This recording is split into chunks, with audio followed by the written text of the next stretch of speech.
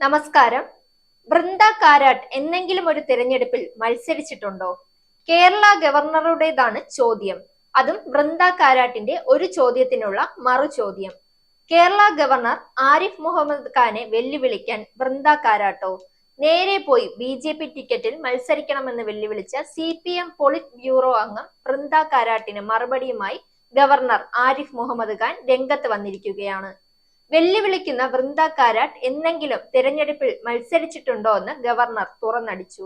ഇത്തരം കാര്യങ്ങൾ താൻ അർഹിക്കുന്ന അവജ്ഞതയോടെ പരാമർശത്തെ തള്ളിക്കളയുന്നതായും ഗവർണർ പറഞ്ഞു. തിരുവനന്തപുരത്ത് മാധ്യമങ്ങളോട് സംസാരിക്കുകയായിരുന്നു അദ്ദേഹത്തിന്റെ ഈ പരാമർശം. നിയമപരമായ കർത്തവ്യമാണ് താൻ ചെയ്യുന്നതെന്നും ഗവർണർ വ്യക്തമാക്കി. മുഖ്യമന്ത്രി പിണറായി വിജയന്റെ ക്രിസ്മസ് പുതുവത്സര വിരുന്നിലേക്ക് തന്നെ ക്ഷണിച്ചിരുന്നുവെന്നും ഗവർണർ മാധ്യമങ്ങളോട് പറഞ്ഞു. ക്ഷണക്കത്ത് രാജ്ഭവനിലുണ്ട്, പോകാത്തത് എന്തെന്ന് മാധ്യമപ്രവർത്തകർ അന്വേഷിക്കണം.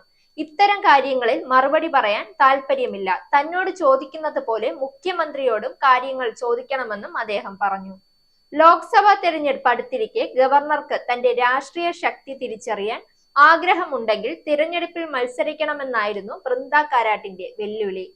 പ്രസ്താവനകൾ നടത്തി ഗവർണർ പദവിക്ക് അപമാനമുണ്ടാക്കാതെ മുഖ്യമന്ത്രിയുമായുള്ള അഭിപ്രായ വ്യത്യാസങ്ങൾ പരിഹരിക്കണമെന്നുമായിരുന്നു ബൃന്ദ കാരാട്ടിന്റെ ഉപദേശം. Zag news, Thiruvananthapuram.